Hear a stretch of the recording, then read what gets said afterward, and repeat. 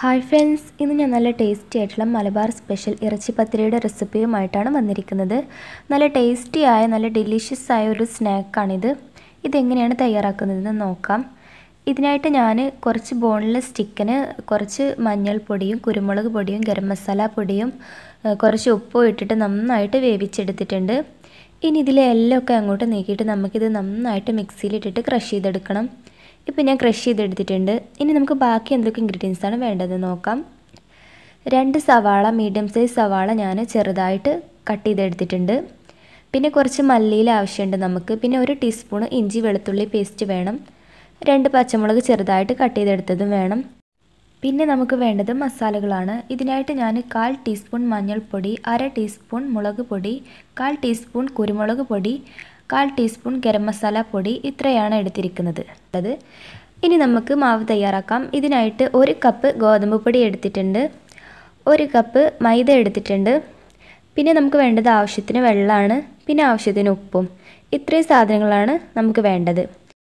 ഇനി നമുക്ക് മാവ് തയ്യാറാക്കാം. അതിനായിട്ട് ഞാനൊരു പാത്രത്തിലേക്ക് 1 കപ്പ് നമ്മൾ എടുത്ത് വെച്ചിരിക്കുന്ന ഗോതമ്പ് പൊടിയും അതുപോലെ തന്നെ മൈദപ്പൊടിയും പിന്നെ അല്പം ഉപ്പും ഇട്ട് കൊടുത്തിട്ടുണ്ട്.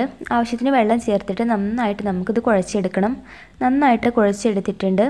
ഇനി നമുക്കിത് മൂടി വെച്ചിട്ട് അങ്ങോട്ട് മാറ്റി വെക്കാം. ഇനി നമുക്ക് മസാല തയ്യാറാക്കാം. ഇതിനായിട്ട് ഞാനൊരു പാൻ സ്റ്റൗവിൽ വെച്ചിട്ട് പാൻ ചൂടായി വന്നപ്പോൾ അതിലേക്ക് ആവശ്യമായിട്ടുള്ള ഓയിൽ ഒഴിച്ച് കൊടുത്തിട്ടുണ്ട്. ഓയിലൊന്ന് ചൂടായി വരുമ്പോൾ നമുക്കിതിലേക്ക് നമ്മൾ കട്ട് ചെയ്ത് വെച്ചിരിക്കുന്ന 2 മീഡിയം സൈസ് സവാള ചേർത്ത് കൊടുക്കാം. ഇത് ചേർത്ത് കൊടുത്ത ശേഷം നമുക്കൊന്ന് നന്നായിട്ടൊന്ന് ഇളക്കി കൊടുക്കണം. ഇനി നമുക്കിതിലേക്ക് അല്പം ഉപ്പിട്ട് കൊടുക്കാം. സവാള വഴന്ന് കിട്ടുന്നതിന് ആവശ്യമായിട്ടുള്ള ഉപ്പ് മാത്രം ഇട്ട് കൊടുത്താൽ മതി. നമ്മൾ ചിക്കനിലും അതുപോലെ മൈദമാവിലും ഒക്കെ ഉപ്പിട്ടിട്ടുണ്ട്, അത് കാരണം ഉപ്പിടുമ്പോൾ ശ്രദ്ധിക്കുക. ഇപ്പോൾ നമ്മുടെ സവാളയൊക്കെ വഴന്ന് കിട്ടിയിട്ടുണ്ടെങ്കിൽ ഇതിലേക്ക് നമ്മൾ കട്ട് ചെയ്ത് വെച്ചിരിക്കുന്ന പച്ചമുളകും അതുപോലെ 1 ടീസ്പൂൺ ഇഞ്ചി വെളുത്തുള്ളി പേസ്റ്റും ചേർത്ത് കൊടുത്തിട്ട് നന്നായിട്ടൊന്ന് ഇളക്കി കൊടുക്കാം. ഇഞ്ചിയുടെ വെളുത്തുള്ളിയുടെയൊക്കെ പച്ച സ്മെല്ല് മാറുന്നത് വരെ ഒന്ന് നന്നായിട്ട് ഇളക്കി കൊടുത്ത ശേഷം നമുക്കിതിലേക്ക് മസാലകൾ ചേർത്ത് കൊടുക്കാം. നമ്മൾ എടുത്ത് വെച്ചിരിക്കുന്ന എല്ലാ മസാലകളും നമുക്കിതിലേക്ക് ചേർത്ത് കൊടുത്തിട്ട് നന്നായിട്ടൊന്ന് ഇളക്കി യോജിപ്പിക്കണം. മസാലകളൊക്കെ മൂത്ത് വരുന്നത് വരെ നന്നായിട്ട് ഇളക്കി കൊടുത്ത ശേഷം നമ്മൾ ക്രഷ് ചെയ്ത് വെച്ചിരിക്കുന്ന ചിക്കൻ ഇട്ട് കൊടുക്കാം. എന്നിട്ട് ഒന്നുകൂടെ നന്നായിട്ട് കുറച്ച് സമയം ഇളക്കി കൊടുക്കണം. ചിക്കനും മസാലയും ഒക്കെ നന്നായിട്ട് പിടിക്കുന്നത് വരെ ഒന്ന് ഇളക്കി കൊടുത്ത ശേഷം നമുക്കിതിലേക്ക് മല്ലിയില ചേർത്ത് കൊടുക്കാം. എന്നിട്ട് വീണ്ടും കുറച്ച് സമയം നന്നായിട്ട് ഇളക്കി യോജിപ്പിക്കണം. അതിനുശേഷം നമുക്ക് ഫ്ലെയിം ഓഫ് ചെയ്തിട്ട് ചൂട് പോകാൻ വെക്കാം. അപ്പോൾ നമ്മുടെ ടേസ്റ്റിയായ മസാല നമുക്ക് ചൂട് പോകാൻ വേണ്ടിയിട്ട് വെക്കാം. ഇനി നമുക്ക് അടുത്തതായിട്ട് ഇറച്ചിപ്പത്തിരി തയ്യാറാക്കാം. ഇതിനായിട്ട് നമ്മൾ നേരത്തെ കുഴച്ച് വെച്ചിരിക്കുന്ന മാവ് എടുത്തിട്ട് നമുക്ക് ചെറിയ ചെറിയ ഉരുളകളാക്കണം. നമ്മൾ പത്തിരിക്കൊക്കെ ഉരുളാക്കില്ല, അതേ വലുപ്പത്തിൽ നമുക്ക് ചെറിയ ബോൾസ് ആക്കണം. ഇനി നമുക്ക് കുറച്ച് അരിപ്പൊടി വെതറി കൊടുത്തിട്ട് നമ്മൾ ചപ്പാത്തി പരത്തുന്ന നമ്മുടെ പലകയിലിട്ടിട്ട് നന്നായിട്ടൊന്ന് പരത്തി കൊടുക്കുകയാണ് നമ്മൾ ചെയ്യേണ്ടത്. അരിപ്പൊടി യൂസ് ചെയ്യുന്നത് എന്താണെന്ന് വെച്ചാൽ അരിപ്പൊടി യൂസ് ചെയ്തിട്ട് ഇത് പരത്തിയാൽ നല്ല ക്രിസ്പിനെസ് കിട്ടും, അതിന് വേണ്ടിയിട്ടാണ്. കുറച്ച് സമയം ഒന്ന് നന്നായിട്ടൊന്ന് പരത്തി കൊടുക്കാം. ഈ രൂപത്തിൽ പരത്താൻ അറിയാത്തവരാണെന്നുണ്ടെങ്കിൽ നിങ്ങൾ പത്തിരി പ്രസ്സിൽ പരത്തിയാലും മതി. ഇനി നന്നായിട്ട് നമ്മൾ പത്തിരിയുടെ വലുപ്പത്തിലൊക്കെ പരന്ന് കിട്ടിയാൽ നമുക്കിത് ഒരു പാത്രത്തിലേക്ക് അങ്ങോട്ട് മാറ്റാം. എന്നിട്ട് ഒരു ചെറിയ പാത്രം വെച്ചിട്ട് നമുക്കിത് റൗണ്ട് ഷേപ്പിൽ കട്ട് ചെയ്യണം. കറക്റ്റ് റൗണ്ട് ഷേപ്പിൽ കിട്ടാൻ വേണ്ടിയിട്ടാണ് ഇങ്ങനെ ചെയ്യുന്നത്. ചെറിയ സ്റ്റീൽ പാത്രമോ എന്തെങ്കിലും ഒരു പാത്രം ഉപയോഗിച്ചിട്ട് നമുക്കിത് ഇതുപോലെ കത്തി ഉപയോഗിച്ചിട്ടൊന്ന് കട്ട് ചെയ്തെടുക്കണം. കറക്റ്റ് റൗണ്ട് ഷേപ്പിൽ കട്ട് ചെയ്തെടുത്താൽ നമ്മളെ ഇറച്ചിപ്പത്തിരി കാണാൻ നല്ല ഭംഗിയായിരിക്കും. ഇതുപോലെ നമുക്ക് എല്ലാ പത്തിരിയും തയ്യാറാക്കാം. ഇനി നമുക്കിതിലേക്ക് മസാലകൾ വെച്ച് കൊടുക്കണം. ഇതിൻ്റെ സെൻറ്റർ ഭാഗത്തേക്ക് 1-2 ടീസ്പൂണ് ചിക്കൻ മസാല വെച്ച് കൊടുക്കാം. ഇനി ഇതൊന്ന് സെൻറ്റർ ഭാഗത്തേക്ക് കൂട്ടി കൊടുക്കണം.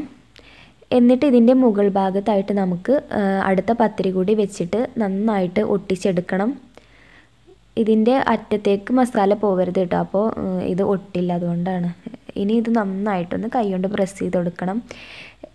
ഇനി ഫോർക്ക് നമുക്ക് കുറച്ച് അരിപ്പൊടിയിൽ മുക്കായി തൊട്ടി പിടിക്കുന്നതിന് വേണ്ടിയിട്ട് ഇനി നന്നായിട്ട് നമുക്കിത് അമർത്തിയെടുക്കണം. എല്ലാ സൈഡും നമുക്ക് അമർത്തി കൊടുക്കണം. നന്നായിട്ട് പ്രസ് ചെയ്ത് കൊടുക്കണം കേട്ടോ. പ്രസ് ചെയ്ത് കൊടുത്തില്ലെങ്കിൽ ഇത് നമ്മൾ എണ്ണയിലേക്ക് ഇടുമ്പോൾ ഇത് ഓപ്പണായിട്ട് മസാലയൊക്കെ പുറത്ത് വരാൻ ചാൻസ് ഉണ്ട്. അപ്പോൾ നന്നായിട്ട് പ്രസ് ചെയ്ത് കൊടുക്കാം. ഇനി ഇതുപോലെ നമുക്ക് ബാക്കിയുള്ള എല്ലാ ഇറച്ചിപ്പത്തിരികളും നമുക്ക് തയ്യാറാക്കാം. കണ്ടില്ലേ, ഇതുപോലെ നമുക്ക് എല്ലാ ഇറച്ചിപ്പത്തിരികളും തയ്യാറാക്കണം. എല്ലാ ഇറച്ചിപ്പത്തിരിയും ഞാൻ റെഡിയാക്കിയിട്ടുണ്ട്. ഇനി നമുക്കിത് ഫ്രൈ ചെയ്തെടുക്കണം. അതിനായിട്ട് ഞാൻ ഒരു നോൺ സ്റ്റിക്കിൻ്റെ കുഴയുള്ള പാൻ സ്റ്റൗവിൽ വെച്ചിട്ടുണ്ട്. ഡീപ്പ് ഫ്രൈ ആണ് ചെയ്തെടുക്കുന്നത്. ഇനി ഇതിലേക്ക് നമുക്ക് ആവശ്യത്തിന് ഓയിൽ ഒഴിച്ച് കൊടുക്കണം. ഓയിൽ നന്നായിട്ട് ചൂടായി വരുമ്പോൾ നമുക്കിതിലേക്ക് ഇറച്ചിപ്പത്തിരി ഇട്ട് കൊടുക്കാം. എന്നിട്ട് ഫ്ലെയിം കുറച്ച് വെക്കണം. എന്താണെന്ന് വെച്ചാൽ ഇത് പെട്ടെന്ന് കരിയാനുള്ള ചാൻസ് ഉണ്ട്. അപ്പോൾ കുറച്ച് സമയം നമ്മൾ വെയിറ്റ് ചെയ്ത ശേഷം നമുക്കിത് അപ്പുറത്തെ സൈഡിലേക്ക് മറിച്ചിട്ട് കൊടുക്കണം.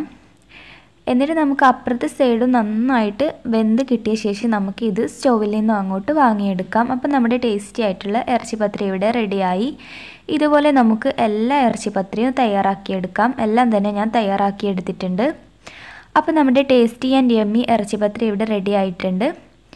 ഇത് നമ്മുടെ മലബാറി സ്പെഷ്യൽ സ്നാക്കാണ്. എല്ലാവരും ഇത് ട്രൈ ചെയ്ത് നോക്കുക. എൻ്റെ വീഡിയോ ഇഷ്ടമെങ്കിൽ നിങ്ങൾ സബ്സ്ക്രൈബ് ചെയ്യുക. സബ്സ്ക്രൈബ് ചെയ്തിട്ട് ബെല്ലൈക്കൺ ക്ലിക്ക് ചെയ്യാൻ മറക്കരുത്. അതുപോലെ കമൻറ്റ് ചെയ്യണം, ലൈക്ക് ചെയ്യണം. താങ്ക്